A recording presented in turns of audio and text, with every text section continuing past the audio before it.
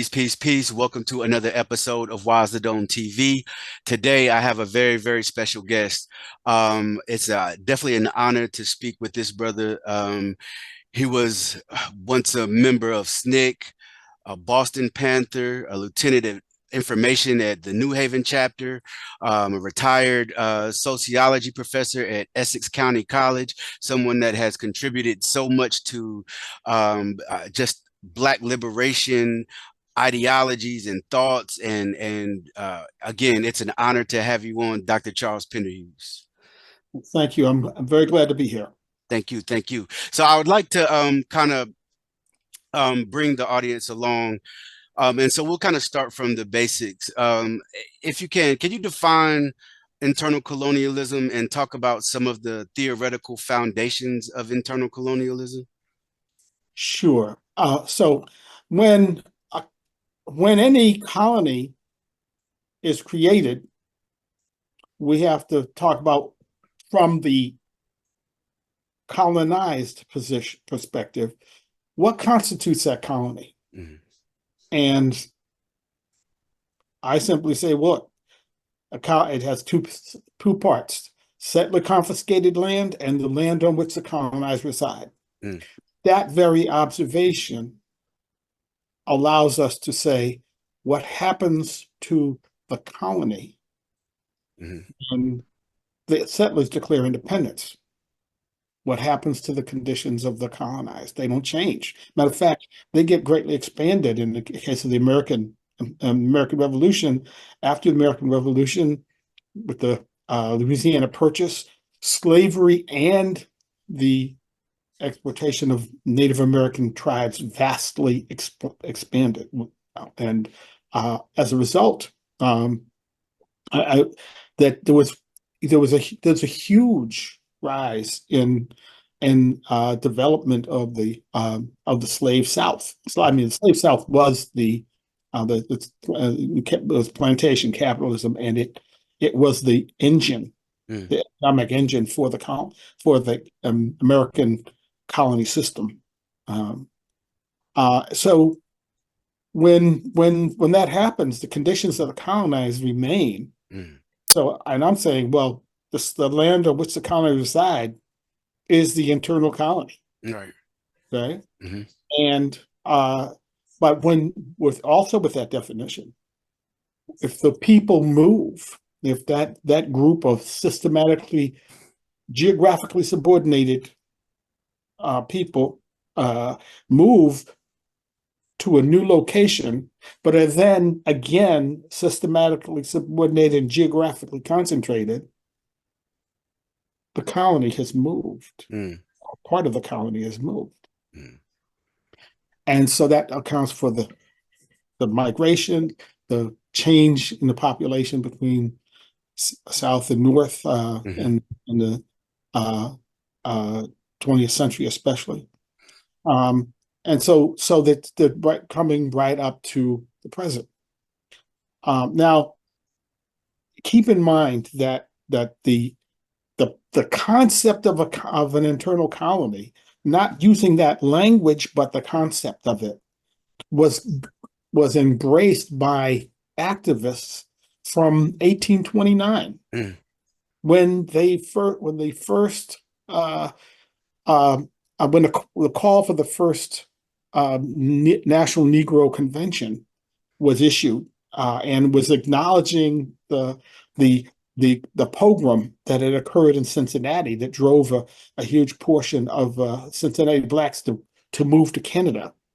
When they were acknowledging that, they said, we're a nation inside the state.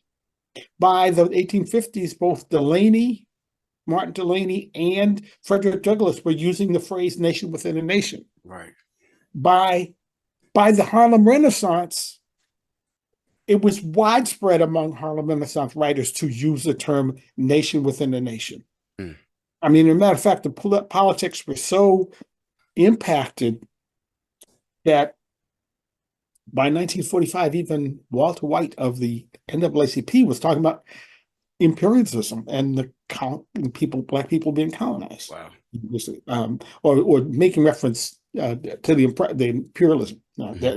But Du Bois actually was the first person to begin to use the term colonized colonialism, and he talked about semi-colonialism because he was trying to get a grasp of it. So but in the same breath, he was talking about in 1944, he was talking about the post World War II world scenario, and he said, well, China is semi-colonial because it had the Japanese and then there was also the Hong Kong and Macau and so forth that was going on. And he said they're semi-colonial, but Black people are in the United States too are sort of semi-colonial. From there, then the semi-colonial, domestic colonialism, and then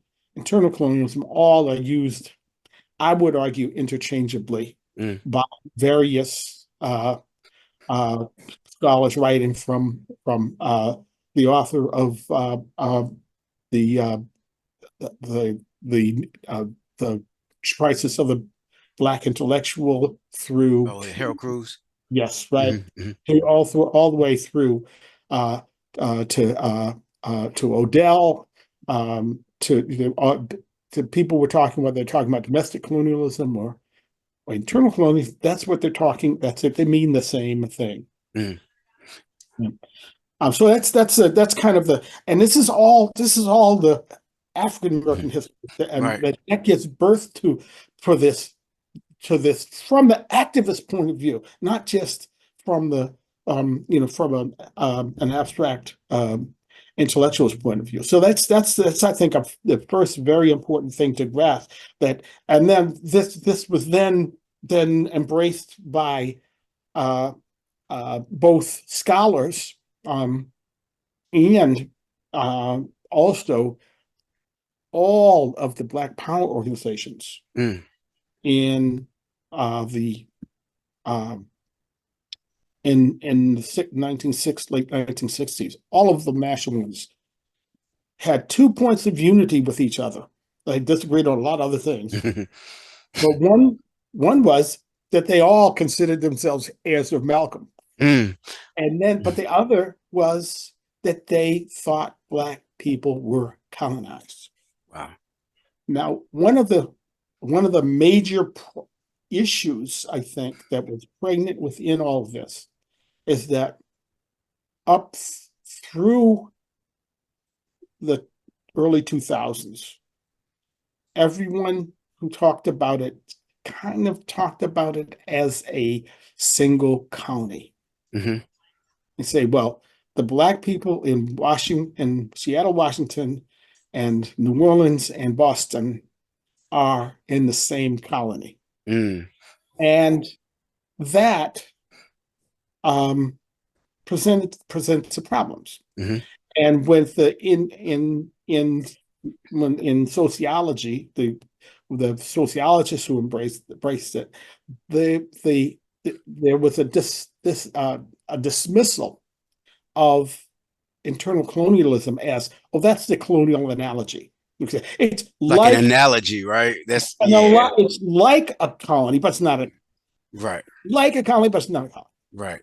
So, and when I did my work, I was like, there was a gut thing I had, when I started. Frantz Fanon clearly identifies behavior of the colonized. And his first chapter of Wretched of the Earth, on violence or concerning violence, depending on the translation, you get a clear sense of that it's absolutely clear that is what that definition fits Black Americans. There's no question. It's and to the extent that when you read it today, if you keep in mind that Black youth have not yet gone through the decolonization process that he was talking about, that's you're seeing it unfold, but yet because there is not a sufficient political redirection of their energy, and they're growing up angry. Their gut is against the system and the racism that they're experiencing, but they haven't been given the tools to use it. That's why the suppression, for example, of Public Enemy was so important, to keep that framework from continuing to echo in hip hop. Right. That they didn't want that. Well, that kind of brings me to this, like, so in the 60s and 70s, whenever you had like Amiri Baraka and the Black Arts movement, and then the Black like this whole idea of a cultural revolution, was that one way that we were fighting the impact of being colonized? Because, as you know, when we look at colonized nations, one of the first things to go is their culture gets transformed to the colonizers' culture. No, absolutely, you're absolutely correct. That all of that energy see, once you begin to recognize the source of your oppression. When Fanon starts this out talking about the endemic violence that we visit upon each other. I'm getting squashed by the white power structure, but my first instinct is to strike out at the person nearest to me, who's usually Black, instead of dealing with, and I mean, I still remember the most classic example I heard. I remember where I was listening on the radio when I heard about somebody getting killed in Boston in an argument over the cellophane wrapper on a cigarette package. You say, I mean, but that's the anger that is there, right? And the question becomes how to focus it. And so the Black Art movement and the entire the Black consciousness movement in South Africa, higher Black Power movement was focused on trying to figure out how to give effective political voice to that. And then certainly the Black Arts movement plays a very vital role in trying to redefine how we were interacting in this culture. Right. And so one of the features of one of the problems we have right now is that there is not enough control of our own cultural production. Right. So that allows for the snuffing out of voices like the Black Public Enemy from being a constant development instead of that was a historical thing. Right. Treating it like it's just some outlier, some niche, that instead of something that can be used to galvanize the people. Because being born in that generation, like hearing those records from Chuck D and different conscious artists, X-Clan, that did something, that planted seeds into my brain to later be able to accept the teachings that I began to come across. Absolutely. And I know in your show you've played for the audience their album cut of Ship Ahoy. So I mean that with politics like that, right? Wait a minute, right? and they landed on them too, right? Yeah. Right. So music has been and there's you talk to the Marley family and right have their own explanation for what really happened to Bob. Okay? Absolutely. Etc. I mean, they're always, but this mission that the COINTELPRO had for preventing the rise of a Black Messiah extended far into the cultural realm as well. Right. But so they were, for example, very happy when James Brown I'm black and I'm proud. No, Even, no, no, no, no, no. uh, After when he, living in America. oh yeah, yeah, yeah. They were We're right, like, okay, right, he's cool. right, He's like, right, he's cool. right. That Yeah, kind of even yeah. reminds me of, um, Lady Day, Billie Holiday, and what happened to her after she sung "Strange Fruit." Like, like you said, it continues on to this day. One thing that I wanted to ask you about is a lot of analysis nowadays, especially, um, in my opinion, it's like a caste theory analysis of our plight, meaning that we're in this position. um Racism is the totality of how we explain why we are in this position, without any type of class analysis, without and any ideas of internal colonialism. um how does how does viewing our plight through just a lens of you know this is racism and this is what we're dealing with, how does that kind of miss the mark when it comes to analysis on where we are and why we are in the position we are in? Okay, so well, this is about several points. Hmm. Let's first say that I mean, when we're talking about any kind of historical phenomena like colonialism or internal colonialism, we have to ask the question of from whence or what viewpoint are we taking? Hmm. And I'll be honest with you, I am an anti-colonial Marxist. Hmm. That is a person who's drawing on the Marxist tradition, but in my view, the anti-colonial Marxism of Mao Zedong, Ho Chi Minh, uh, Frantz Fanon, Kwame Nkrumah, Amilcar Cabral, and so forth, that's a distinct stage of Marxism. Hmm. Separate in the I mean, you can see, there's Marxism, and then there's the development of Leninism, the first person to actually overthrow the despots and create. But the Marxists who got drawn into the anti-colonial struggle, that's a distinct stage. So that's one point, that's the thing to understand. Okay. I'm coming from that perspective. Hmm. So I say, look, we have to understand that there's a positive and a negative aspect to using a simple nationalist framework. Hmm. This is a difficult discussion because some of our brothers and sisters will not hear Right. of a critique of of uh, of nationalism. Hmm. However, if you go to the prescient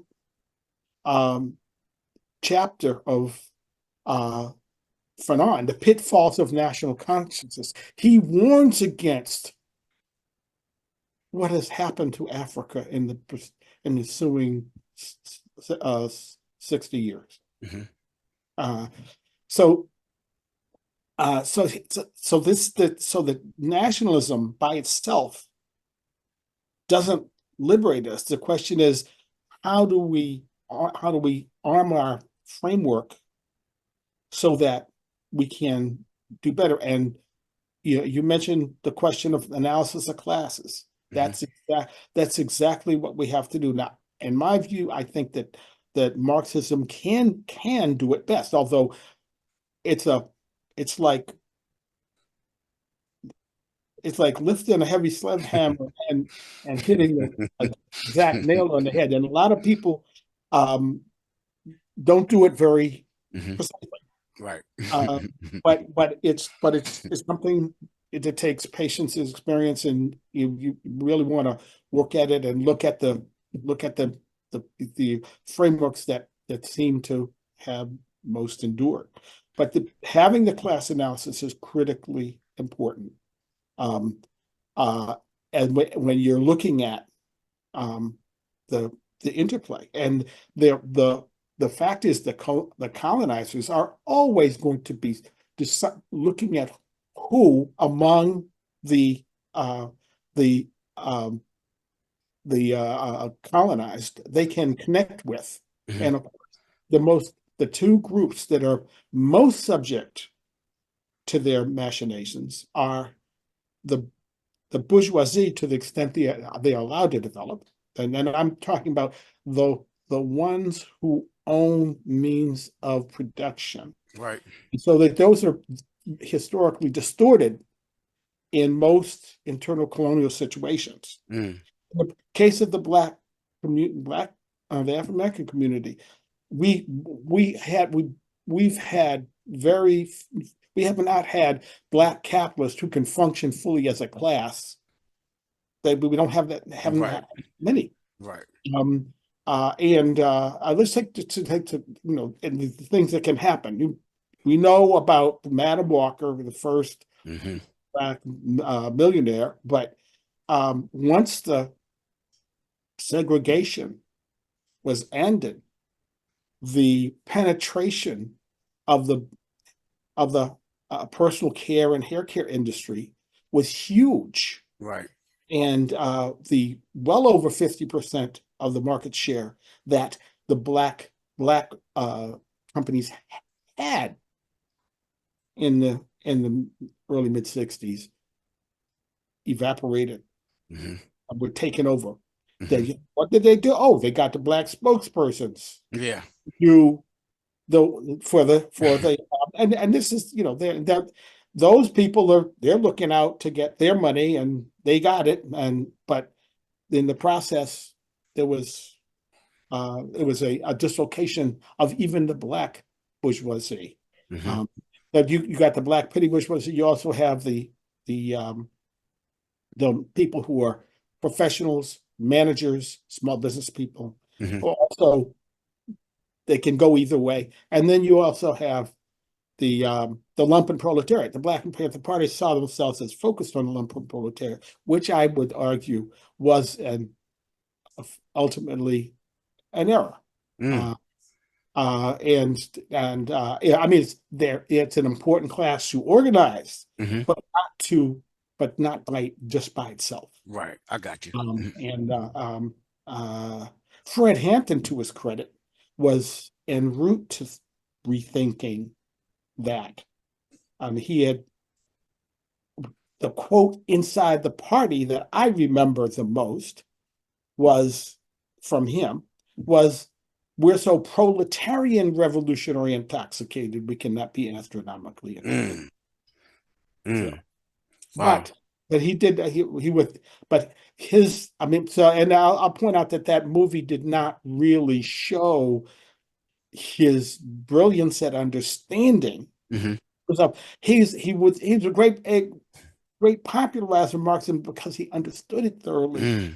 He was really engaged in it, and remember, he's the one they didn't bother to try to just try to jail him indefinitely. Right. They just rubbed him out. Right.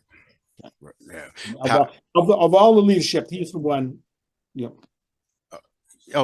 Yeah. Absolutely.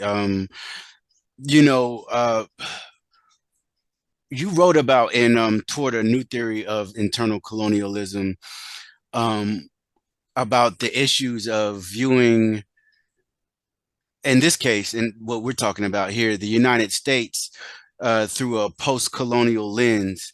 But I feel like that's an important thing to talk about, because whenever you look at, I mean, there's actually a thing called post-colonial studies. You know what I mean? It is. But I was, as you know, that was the beginning of that paper, and I was ridiculing the idea. Yeah.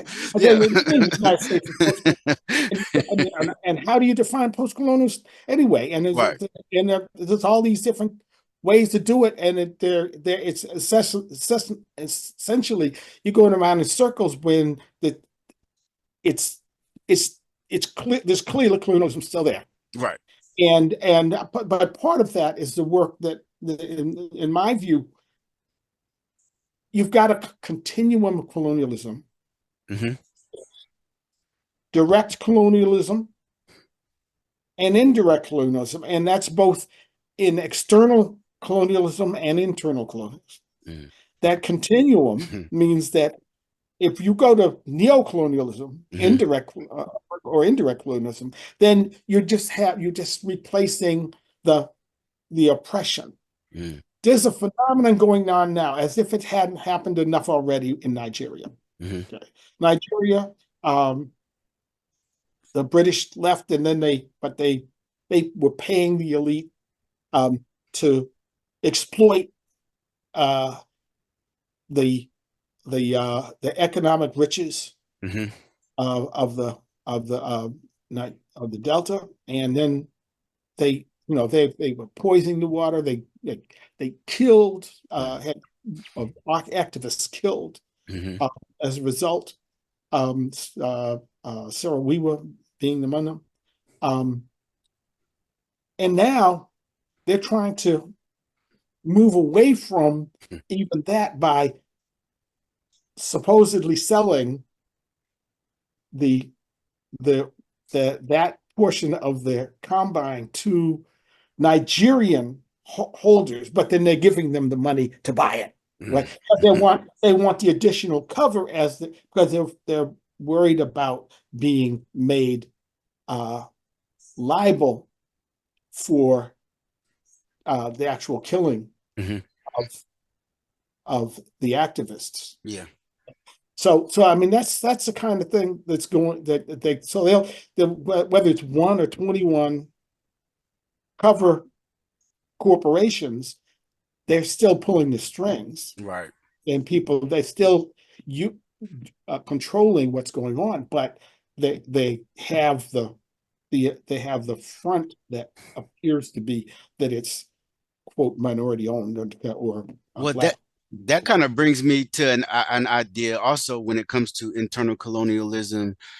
Can you talk about, especially like, I mean, we can even look at this now but the idea that we have, these quote unquote black communities, but the resources are drained out of the black community the same way a colonized nation would have its resources drained from the black community. There's a huge police presence or militarization of police in black communities the same way there would be in a colonized nation.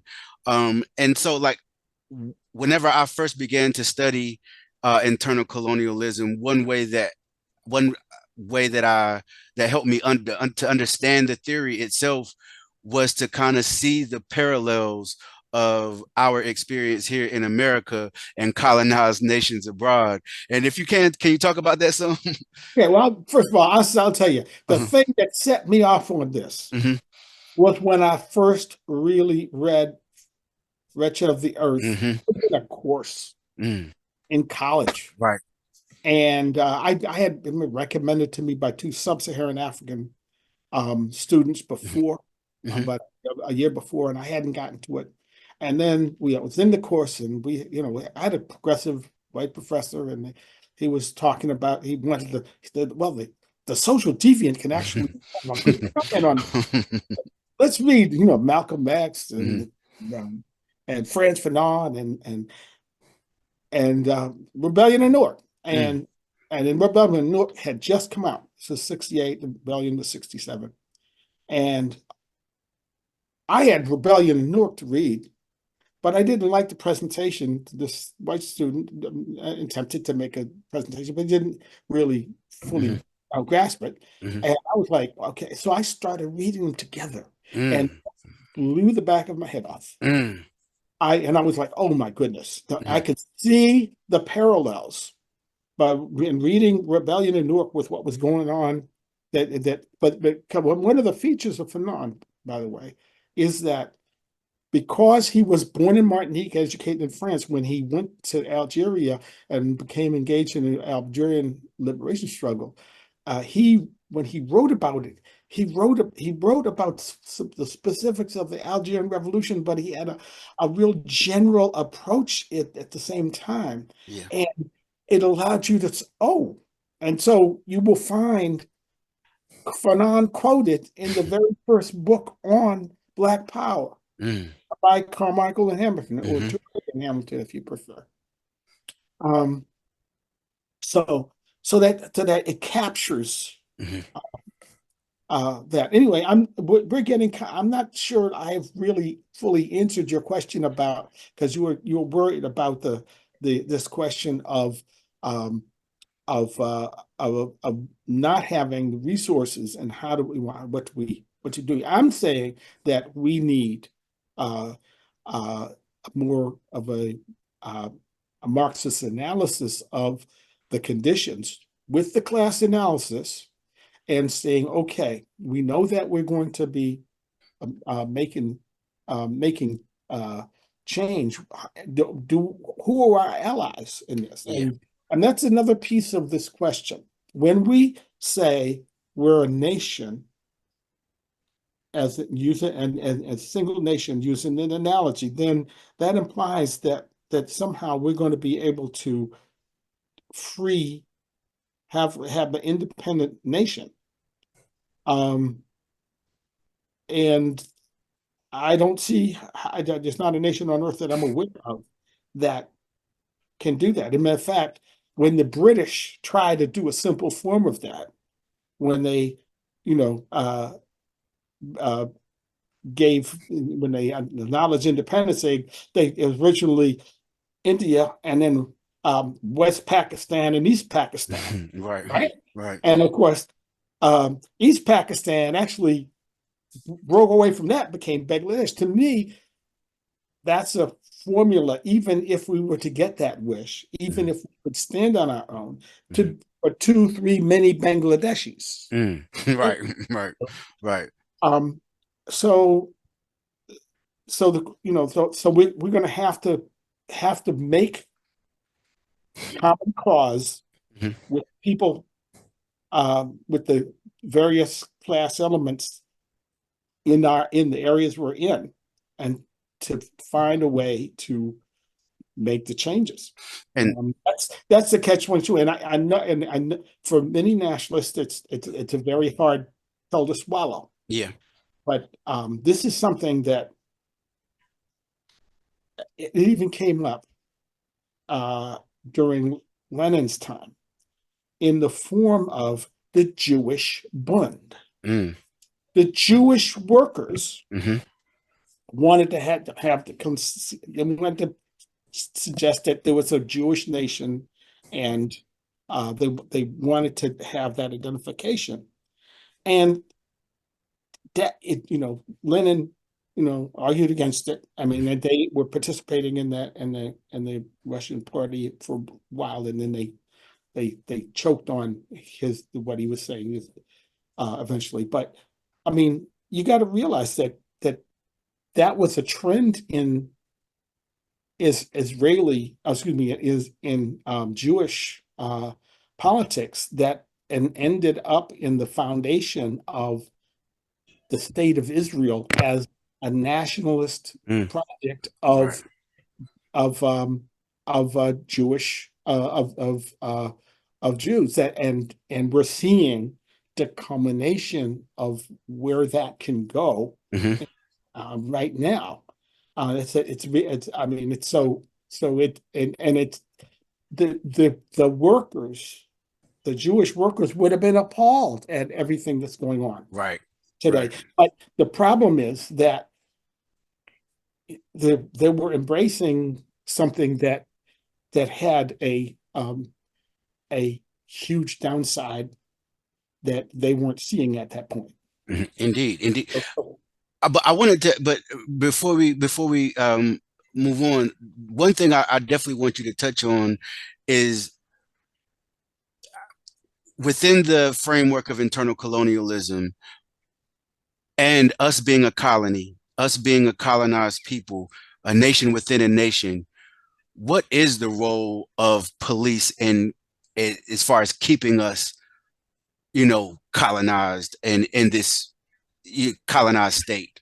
well, it's not that the police keep us colonized, but the Hmm. police are one of the instruments Hmm. to to maintain the overall control. Right. And quite frankly, the and another one of there's three foundational books of materials in internal colonialism theory in the United States. There was an article uh, by Blauner, but that was really insufficient, I think. Was that Uh, what the ghetto Robert, revolt? yes. Yeah, ghetto revolt. Uh-huh. But in the same year, a much more thorough uh, analysis came out later in the year uh, by Robert L. Allen, Mm-hmm. Black Awakening of Class Capitalist America, classic. And he actually predicts the developments Mm-hmm. of neo-colonial management being, you could see the beginnings of it and talks about what that was. So he had a 2005 article that looked back at that and confirmed that that was where the black um, uh, petty bourgeoisie grew the most was in managerial areas. Right. Um, um, and because so but he pointed that out, and that uh, I'm sorry, my mouth. No, you're good. We were just I kind of forget where I am, and pose your question again. no, yeah, Sorry. no, we were just talking about the role of police and how we and with as far as us Yeah, being a colonized people. thank you. Mm-hmm. So one of the things that that Alan talked about was that there was a school of thought that said compromise, but there was another school of thought that said we got to beat them in submission. Mm-hmm. And the third, an emerging viewpoint was that we should develop our relations with the sector of this black movement that we can work with. Right. And so the Ford Foundation was producing tons of money. Oh, you got a black tool. Well, we'll fund it. Right. You got to do it according to these guidelines. And then, of course, a few years later, they walked away and do something else. And those schools were built. They were the institutions that were created. This was repeated with various institutions in the black community with a wide variety of foundations. The bottom line being that that they were essentially socialized into forms of protest that did not directly challenge the system and call for its downfall. Right. And also, they got the mission of having to survive themselves instead of attacking the system. Well, that kind of that's the perfect segue into the next question I wanted to ask you. There has been it's there they're more like these online movements, right? But they are trying to build steam for this assimilationist approach to Black liberation in the United States. And when we look at, an approach to our liberation, and as far as assimilating within the colonizer society, is whenever is that a new occurrence?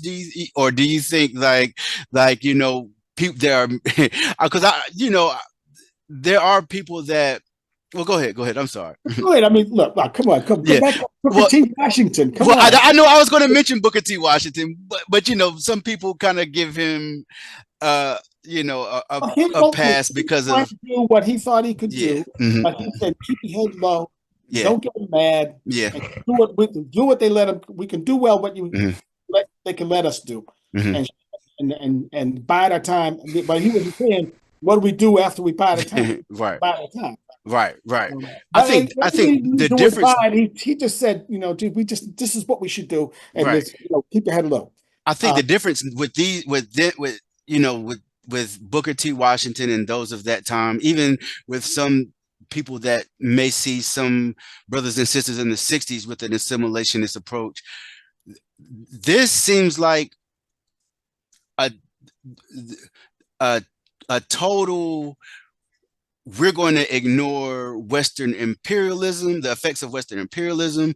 We're going to ignore the effects of capitalism as long as we can get a piece of the American pie. And what, like, if you can, as somebody who has been teaching for so long, the drawbacks of an assimilationist approach in 2024, I would just like you to kind of talk about that some. Well, I'm wondering if Mhm. maybe I could substitute another term for Yeah. assimilation is called an individualist approach. Yeah, that's better. Because you're Hmm. really talking about Yeah. people say, well, I think I can make it. Never, I'm not going to worry about anybody else if I can find my way. Now, and of course, we're all trying to figure out how to survive in this society. I Hmm. just went through this situation where I was a community organizer for a long period of time, and I looked up, and I'm almost 50 years old, and I'm like, I got no plan for retirement, and I got Mm. money saved beside my Social Security. Right. So I formulated my plan. I felt forced to do it of um, going back to school. I had a master's I hadn't used. Uh, I just started using actually at that point. I said I'm teaching. I like it. I'll go get my PhD and then teach. Hmm. One thing led to another. I finally got my PhD and I was able to teach for 12 years, but I was stashing money away like Right. like a mad squirrel. And and so I saved enough to be able to double my Social Security, and so that meant okay. Um, I think I have enough to live on based on I got an income that now that was what I was living on when I was doing all the saving. So I could, and remember, I'm as with a graduate student on top of mindset, on top of a organizer mindset. I was living pretty frugally. Yeah. And I think that you're absolutely like it's I like that. It's an individualist approach more than assimilationist approach, and we understand that our people are trying to survive with a lot of things up against us. I still think that it is definitely a fallacy to um, only look at ourselves because whenever we look at this system, it is a global system that affects so many people, and individuals don't beat institutions. And so there's no way that we can look at ourselves and say, hey, I just want to get a piece of the pie, because you might get a little something. Your children aren't guaranteed to, have food, clothing, and shelter when you're gone, if that's your approach. Like, I mean, caring about your fellow man and all oppressed people all over the world has to be a part of how we see things. Well, it should be, but Mhm. unfortunately for many people, it's not. And I think that that's a question of how are you connecting with the global majority to privilege their ability to raise all boats, not just your own. I mean, but remember that this approach also it's also manifested by people saying, well, I'm doing something good. I'm reaching back and I'm showing other black people how to be a good businessman. I'm mentoring them. I'm doing for the community. Right. And for that that's a perspective that think is, oh, this is sufficient.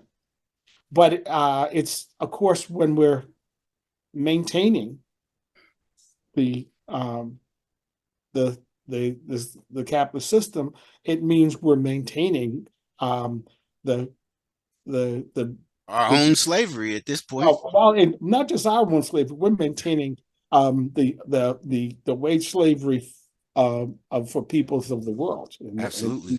I mean, and I'll just say that in my view, China Mm. is now uh, a capitalist country, and Hmm. they've made so much money internally. They've Hmm. been exporting huge amount of it, Hmm. and and some people say, well, but no, how can you say that? Well, any country that 40 years has created the second largest number of billionaires in the world, and the United States having being number one, right? I'm sorry, that doesn't sound like the foundation of socialism to me. Right, at all, at all. And that's just the way, a simple way to characterize it. But I mean, Mhm. you can go into, there's one of the features of imperialism is the export of the capitalist gains that are made inside the country, not paying their workers sufficiently Mhm. uh, outside, and that's what China's doing. And in some cases, we'll build this for you. You're going to pay us back. And if Right. you don't pay us back, oh, we'll buy it from you. And now we have a harbor that we could do a military base if we decide to, Right. Right. et cetera, et cetera, et cetera. Right. So I think that I have fond respect for Mao Zedong. Mhm. But that doesn't mean that what's being done in China today is that, and so we've got another capitalist power that we're in contention with. Right.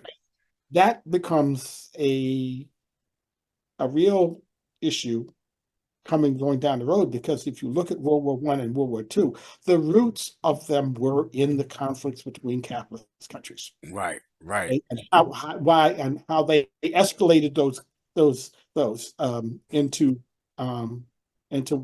World War. And so it's like uh, we have a substantial possibility of Mhm. of things going. That way, and nowadays, absolutely. But we're not here to talk about Yeah, colonialism. of course. No, but no, no, we're good. We're Because good. we're in the belly of the beast, and the Right. question becomes what should we be fighting for? One of the things I just would want to press is that I ask questions that I hadn't seen anybody else address. Mm. How do you get rid of a colony? Hmm. Right. How do you get rid of okay? And I my analysis, I could only in my studies I could only find three ways to abolish an internal colony. One is collective assimilation, as happened to the German, Irish, Jewish, and Italian internal colonies in the earlier 20th century. Remember, Mhm. whiteness has changed over time. The Yes. Irish became white, Right. Jews became white, Right. but when they were here at the early 100 years ago, they Mhm. were not considered white folks. Mhm. Right. And Right. that's and so, but that's changed. That changed over time. But the collective assimilation, that's one way. Uh, Ethnic cleansing is another. Mm. There are some Native American tribes that have been exterminated Yep. uh, over 100 years ago. But we've had several instances of ethnic cleansing this century, in the Mm. 21st century. What are they? Um, the response to Katrina, Right. Right. all those people who got one-way tickets to other parts of the country and never got offered Yep. transportation back, right? Mhm. The response to Maria in Puerto Rico, Mhm.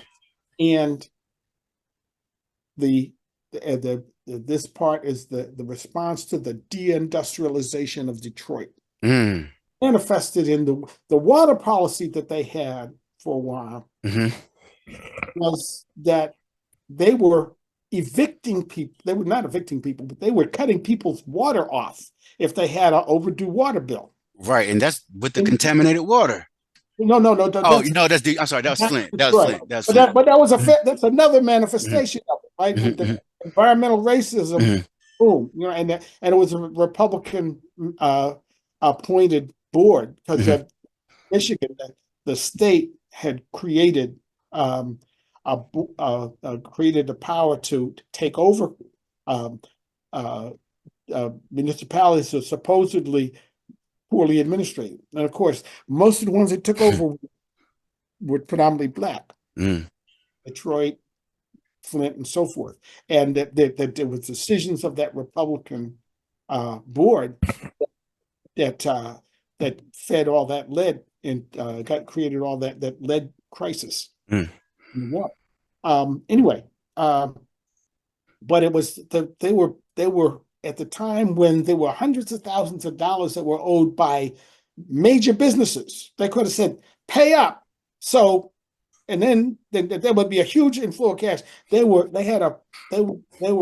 cutting people off at a rate of over 3,000 a week. You know, so but and this, of course, you lose your water. What are you going to do? I mean, right. So it drove a lot of people out of Detroit. It just, I think it was in the last week or so, I read that there was a modest change that has occurred in Detroit. For the first time in decades, there's been an uptick in the number of people in Detroit. It used to be that it was kept on going down. Wow. It's just now starting. They may have turned the corner, but we gotta see. Yeah. But the point I'm trying to make is that the second form of abolishing a colony or changing the conditions of a colony is ethnic cleansing. Third one is proactive or positive abolition. But in order to do that, you need to take the policy, you have to create policies which create an equality of result, not just the so-called equality of opportunity. Quality of result means the outcomes are the same, so that when you pick your suburb in your major city, and you say the inner cities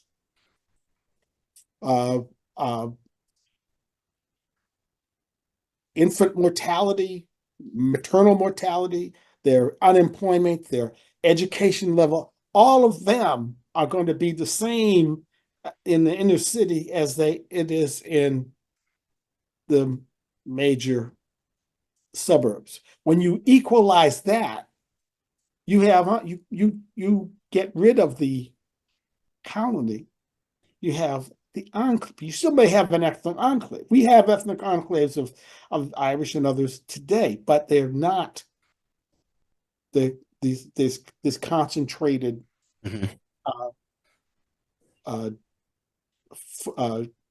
group of people who are in disproportionate relation to the dominant population. Isn't that what kind of Blana was talking about, like when in that ghetto revolt, that the ghetto was a stepping stone for other ethnic groups, but it was a place of permanent residence for us. Well, yeah, but so you got to. I think Browner has been popularized for a couple of reasons. He has a shorter framework, left definition, and he was a white academic. Right. Allen, who had the more, and even Browner admits that in his 72 book, he even has a footnote that cites Allen without really going into in depth to reacting to him, that Allen had a more in-depth analysis than he did. Right. Allen does the class analysis. Right. Which enables you to see the machinations that are coming down the road with regard to the Black petty bourgeoisie. Well, I make the distinction between the Black bourgeoisie and the petty bourgeoisie. Allen doesn't make that. I mean, Yeah. we agree with most. Although I would say that Allen also uses the framework of a single colony. Mhm. I wanted to ask you this as well. Can you talk about Dr. Huey P. Newton's kind of, I would say, pivot from internal colonialism to intercommunalism, and like what were your thoughts on that theory, and just any critiques, or did you agree, or like what were your ideas? Well, but first of all, I'm in the process of preparing a critique of internal colonialism. Okay, okay. So, and the background is the Panther version of internal colonialism is contained in the 10th point of the program as published in 1968. Mm, So to keep in mind that if you're not using a scholar that's very meticulous, you're going to have a lot of errors when you okay. come to the Panthers, because that the people will say the Black Panther Party platform from 1966, but then there were revisions put in, and then the from Mhm. 66 didn't necessarily always get corrected, for example. Okay. Mhm. And I think that the best of the it's that it even the best book that's out there, Black Against Empire, Mhm. covers a lot of the details of the shifts, Mhm. but I mean, they're not perfect either. Yeah. Right. Um, Right. if you are somebody else that said that I was a journalist before Mhm. I joined the party, and no, it's a tribute to the fact that I had just enough information about how to do propaganda that Mm. I felt free experimenting. But Mhm. that was just that my one area that I was like able to do do it, and so I became a really well acknowledged propagandist in the party. Mhm. Um, but and so and that's I mean that's a tribute to that this myth is evolved. Uh, but the party the tenth point of the platform in when I joined when in '69 was we want land, bread, clothing, justice, and peace, or something to that nature, and as our major political objective, a United Nations supervised plebiscite to be held throughout the Black colony, in which only Black colonial subjects shall participate, so as to determine the will of Black people as to their national destiny. Wow. Bingo, right? Wow. So, and so I think you point out correctly that when Huey goes to incrementalism, saying, well, where this global capitalism has been so overwhelming that it has turned all of us into communities that we need to connect with, or the intercommunal communities. But what happens is that means that for nationalists who have any exposure to Marxism, they would say, "Oh, you liquidated the national question." That's an Mm. important question in Marxism to explore. How do you handle nations? There's you have to find what a nation is, and part of this question of internal colonialism for us is where are Black people in internal colony? Where in our internal colony, or in my assessment, internal colonies, are we a nation? Where are we oppressed nationalities that are not nation? Mm. Now, so Huey is with the intercommunalism has said, oh, there are no more nations. Right. Forget about Right. it. Now, keep in mind that represents about one of the earliest formulations of globalism. Uh, the concept of, we're all, it's all one situation. Now the the right after that, we find the appearance of the Chinese framework of the theory of the three worlds, which is another global framework, which no Chinese don't use it in, and also the world systems analysis, authored initially by Manuel Wallerstein, which concentrates on economic frameworks rather than nations. It de-emphasizes the nation somewhat, but not to the extent that Huey did. Right. But he was so there's you can see that what he was trying to do, and that there are things that are going on in the intellectual world that he was capturing some of. Right. But I mean, in terms of general mainstream social science, it's yes, study it, check it out. It belongs in that pantheon. Mm-hmm. But if you're trying to make a Marxist analysis of the situation so that you can transform social conditions, it falls on its face. And one of the tests of that is that almost the entire downward spiral of the party, which took place over 12 years or 11 years, almost the entire time, intercommunalism was the explicit ideology of the party. But it didn't arm them to improve their work or change how they functioned, or it was not a tool for positive transformation. Wow. I'm not saying it produced negative results. Right. It just wasn't a useful tool. Understood. So that's the way I would put down it, given the fact you asked me that question.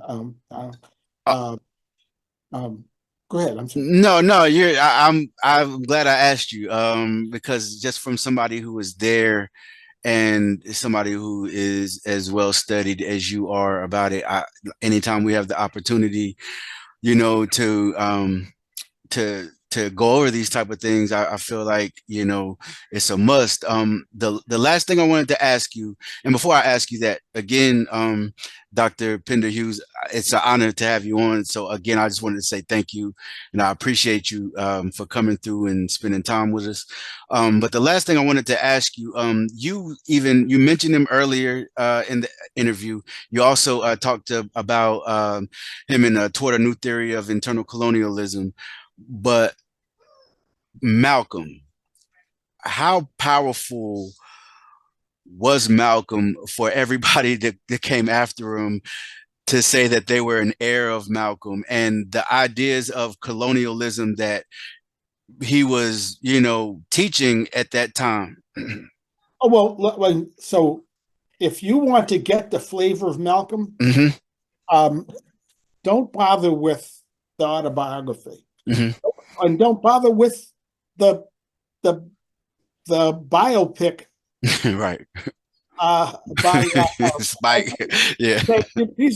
These are representations of, and by I have actually stated in front of Standing Left that the film on the Black Panther Party was the beginning, but it was very much like Spike Lee's and Alex Haley's Malcolm X. Right. Much woefully insufficient. You want to go to Malcolm X Speaks. It's a collection of his speeches in the last year of his life. That will tell you why they needed Malcolm to be out of the picture. He was talking about colonialism every time he spoke. and he was talking. He was speaking to students, to student nonviolent community people in '64 and early '65. In not just in the north, but going south and speaking to the men. So he was a tremendous influence Mhm. uh, to the developing movement, and uh, I mean, he had a network of people who were informing him about things all over the country, and a lot of them were Black women who were Mm. uh, uh, uh, who are leaders in various struggles, like Gloria Richardson in Cambridge, Maryland, for example. Um, and she's one of the unsung heroes of the civil rights movement, because I mean, to lead a, a, a civil rights struggle when you had National Guards in the in the city for months on end, um, that was truly amazing. Wow. Right. Um, but anyway, but he had connections with all of these people on front lines, that he was gathering information. I mean, he was studying with socialists, although he wasn't openly saying I'm a socialist. He would, because he could see what would happen. 'Cause, I Yeah. mean, he was an adult, and he lived through the McCarthy period, so Right. he was very much aware of the kind of craziness Mhm. that was going on, and what had happened to Boys and Robeson with the lifting of their passports. Mm. So he wasn't going to give Yeah. excuses, you know, uh, to them, to suppress him. But he was very, very, very, very um, well aware. And the way he would answer was, well, I see these countries that are seeking a new direction, a different way from Mhm. what the two superpowers uh, are doing. And I mean, he was very, very active in the in attending the Bandung conference and some other. Was it Bandung? But he was attending international conferences Mhm. that were about the non-aligned movement and so forth. So uh, and I may have misspoke, but I need to go back and check my history. So let me check myself right there. Okay. He was definitely engaged in that. You Mhm. know, Indeed. Indeed. I think when the rebellion in Harlem went up, I think he may have been in Egypt at the time. Oh, yeah, whenever he went on his tour of Africa, right? Well, I think he made a couple trips to Africa. Hmm.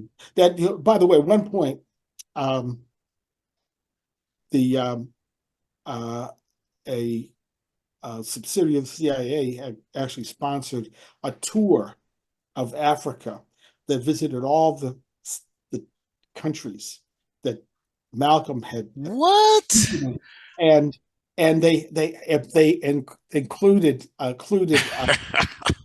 the MC. I think was a Black comedian by the name of Slappy White, and I forget who the Black musicians were Mhm. who were.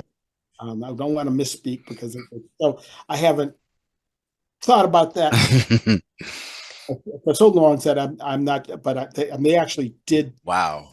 Yeah, so they were using culture for their own purposes. Right, right, right, right. So yeah, the whole point is that the way that I think the imperialists operate is that if they can foster multiple voices that are not direct threats Hmm. that are not calling them out, then they've succeeded in dividing the attention of which way people should go forward. Right. Like They're- we have this thing now where I don't know, I'm pretty sure you've seen on the news where instead of blaming the system that creates these conditions, there's been a lot of talk about the immigrants are doing this and the immigrants are doing that, instead of like, why you're not asking, why are they having to come over here?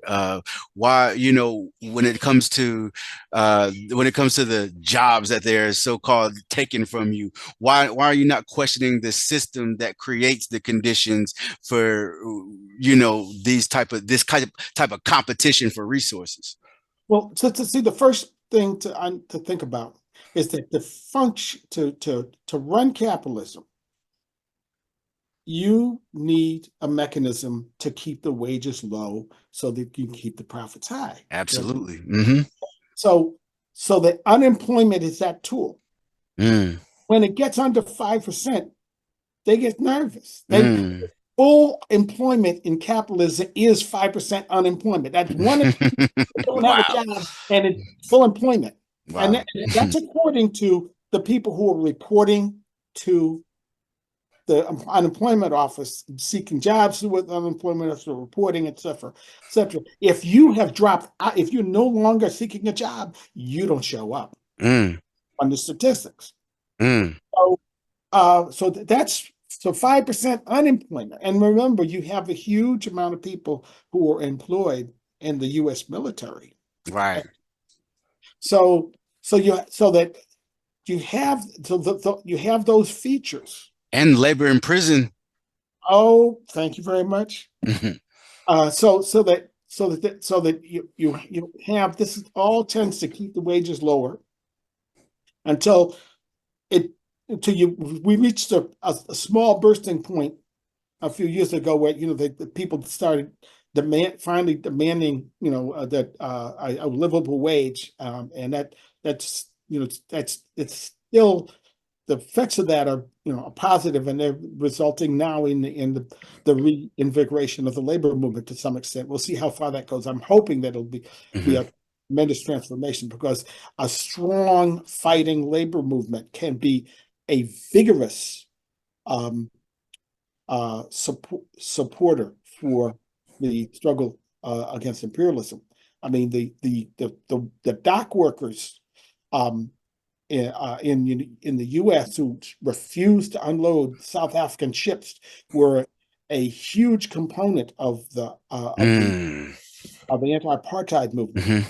I mean, Mhm. it was nice for people to go get arrested at the South African embassy, but the people who were making the impacts and showing that, look, that South Africa was not going to, the opposition to South Africa wasn't going away. When those things happened, then that really promoted the active isolation. We can't import South African goods now because of this. Right. How are we going to, and that was part of the helping the isolation, that was bound to continue to spread as the because it was a very active movement.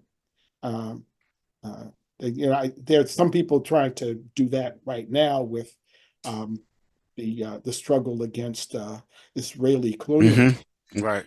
So, this is a situation that will be determined down the road. But the opposition to that genocide is is important. It's funny like that you say that, because you can always tell what this country sees as a threat by what they're willing to put their resources behind. And I read the other day that corporations have, in I believe this year, are on schedule to spend like $400 million in union busting. And Oh I'm yeah. like, Mhm. wow. Yeah. So, and see, keep in mind that's $400 million to block a very major ally that would be of great aid to the Black liberation movement. One of Mhm. the things people don't understand is the labor movement was a huge um, component of the civil rights movement, and the sleeping car porters created leadership that were pivotal in how uh, the the development of the civil rights movement. And matter of fact, the first threatened March on Washington was part of the initiative came from the sleeping car porters leadership, and that got called off because um, it was wartime, and Roosevelt made a compromise. So they said, okay, but we got enough pain for, well, we're not going to, because that was a gamble Right. since it was wartime. But then the idea resurfaced again, and when it did, the labor unions did sign on. Now that doesn't mean that the labor unions were innocent. Hmm. They had a lot of them, even in the industrial unions, like the steelworkers, they went along with the segregationist policies. Right. Uh, Wasn't there some issues like in the IWW, when you say International World Work? What is it? international workers for the world, Workers of the World. Yeah. Hmm. that was a generation before. That Hmm. was one union for all workers was the idea. Hmm. And that was, I mean, but yeah, they were struggling, but I mean, this has always been a tension within the labor movement and within the progressive movement in general about, how do you deal with it? The women's movement was allied with the anti-slavery movement, but then when it came to the vote, they was like, black white women, oh yeah. Right. Right. Right. Um, uh, and they just Frederick Douglass, when he was the open ongoing supporter. I mean, he said, we can't do this compromise at this point, and so that, I mean, that's part of the part of our history. But I think that keeping in mind that there's some the labor movement is a major potential ally for us to ally with, principally. Hmm. And alliances, or a coalition is when you say, look, this is what we agree on. Right. We're going to fight for this Right. together. We don't have to agree with on all the other areas, but we agree on this. Hmm. And as long as we're not building support for in our own oppression, I think that exploring those possibilities bears uh, exploration, because we are a minority in this country, Hmm. and so the question of how do we make ourselves a majority in some of the demands that we have in order to make change. That's front and center in my view. This Right. does not mean liquidating our organizations. It does not mean becoming subordinate. It means finding people, or organizations willing to work with us as as equal partners in saying, okay, well, here's the demands that we think we can go along with and work with. Okay. And it wasn't done nearly enough, and I would argue, even by the progressives that were in the Council of Industrial Organizations, for example, and the CIO. Mm. That now that may I wasn't party to any of the debates from that. I mean, but the communists helped to build the CIO, but Hmm. yet I was a member of the the steelworkers. It was clear that uh, the back of segregation in the plant had only been broken in 1968. So Mm. when people not aware of the fact that after King was killed, there was a they were trying to figure out what the hell do we do, and the things that Robert Allen talked about were one of the path forward, but one of the other things that happened was there were consent decrees. The steel was one that I'm aware of. I've got to recall the other ones, but there were consent decrees that came out that abolished segregation. So when I was in the steel mill in 1977, they still called the labor gang the CBs, colored boys. No, it was a mix of everybody, women and all nationalities were in it there. But that back of that had only been broken in '68 when they had a consent decree. Another consent decree between the government, the union, and the company. So the union had not fought those battles, and that's a critique of the old communist movement, not fighting strongly enough for that, to eradicate those kind of things. That's a critique of course, union leadership, and of course, the capitalists are going to use whatever tools of division that they can find to have us at each other's necks, including this whole question now of immigrants. Right, right. Race baiting immigrants. But by the way, I don't think it's a coincidence that the same year as Civil Rights Act, 1965, we have, was it the Voting Rights Act? But anyway, that same year as 1965, that there was a change in the immigration policy. So that's, for example, anyway, look, I'm subject. I may have made some, what I think are minor historical errors, and I'm certainly open to being corrected about it. Okay, Oh, so, but the points I think I'm making are still valid. oh, absolutely. And again, I appreciate your analysis. I appreciate the discussion. I think it's a very important one, and I thank you for coming on and allowing me to, ask you these questions so the audience can, get an understanding on, internal colonialism and the other things that we discussed. It's all important and it all relates. And again, I wanted to just say thank you again for everything that you've done, everything that you do, and we appreciate you. But I'm going to say thank you very much. But I want to point out that each of these subjects can be dug down into in much greater depth. It's well, I would like to have you on sometime so we can do it again.